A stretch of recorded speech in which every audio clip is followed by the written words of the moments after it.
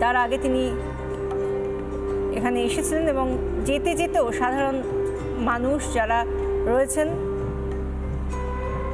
তাদের উদ্দেশ্যে হাত নাড়াচ্ছেন এবং পুণ্য স্নানের পর তিনি আবার গঙ্গাকে আরতি করেন। দেবী গঙ্গাকে পুজো করে তিনি সেখান থেকে গমন করেন। তার পরবর্তী যে কর্মসূচি রয়েছে, অর্থাৎ এর পরে তিনি যেখানে যাবেন, নৌকায় করে আরএল ঘাটে ফিরে আসছেন। এখান থেকে ডিপিএস হেলিপ্যাড হয়ে প্রয়াগরাজ বিমানবন্দরে পৌঁছবেন।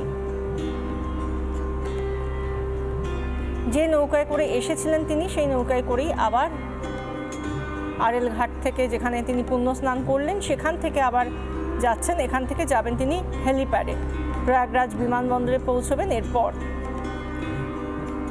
দুপুর 12:30 নাগাদ প্রয়াগরাজ ছেড়ে তিনি ফিরবেন দিল্লির উদ্দেশ্যে। বিভিন্ন ছবি আজকের এইটুকু সময়ের মধ্যে নানা রকম মুহূর্ত ফ্রেমবন্দি হলো।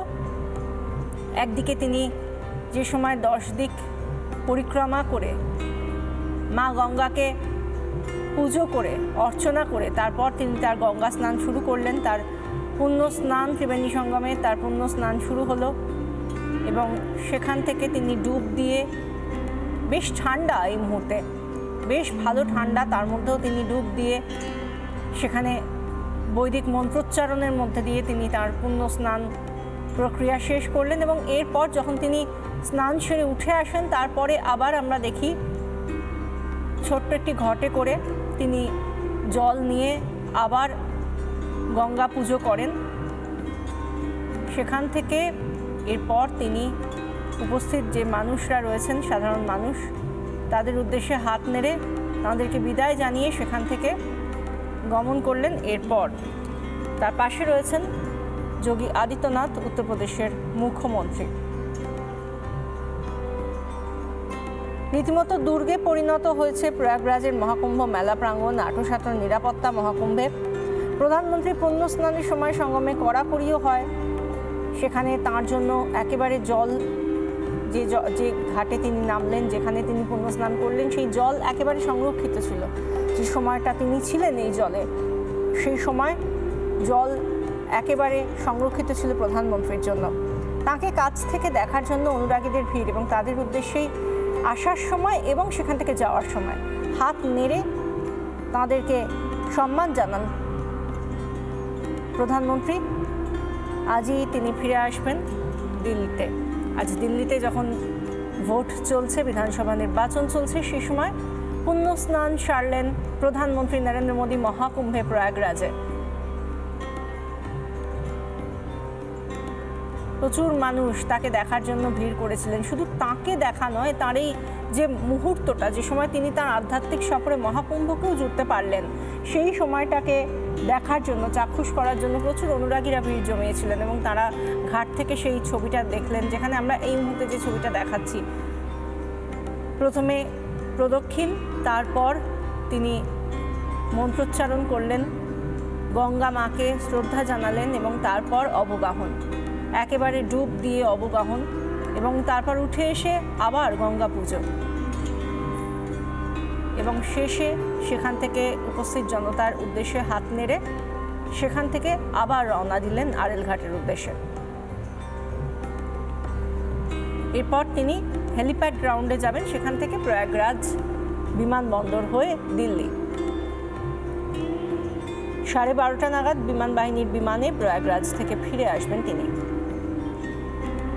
আজকের দিনের অন্যতম যে বর্ণময় ছবি, সেটা এই ছবিটা সবাই দেখতে চেয়েছিলেন। যে এর আগে তো আমরা দেখেছি প্রধানমন্ত্রীকে কেদারনাথে, এর আগে আমরা দেখেছি তামিলনাড়ুতে তার ধ্যানমগ্ন ছবি, বিবেকানন্দ মেমোরিয়াল রকে তার ধ্যানমগ্ন ছবি, কেদারের গুহায় তার ধ্যানমগ্ন ছবি, তামিলনাড়ুর মন্দিরে তার পুজো অর্চনা করার ছবি, এগুলো আমরা দেখেছি এর আগে।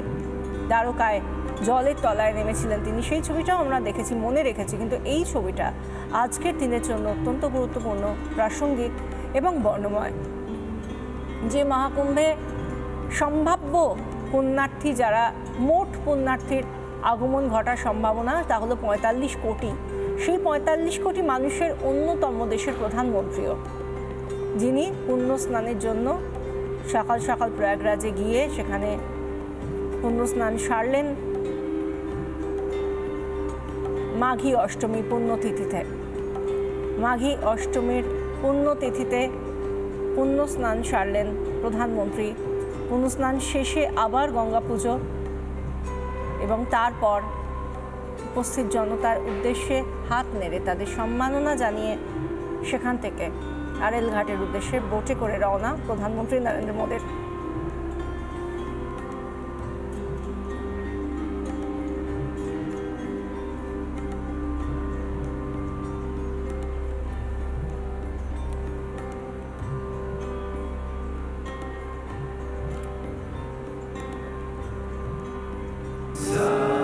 নানা ধরনের কন্টেন্ট দেখার জন্য লাইক করুন, শেয়ার করুন আমাদের ফেসবুক পেজ, সাবস্ক্রাইব করুন আমাদের ইউটিউব চ্যানেল।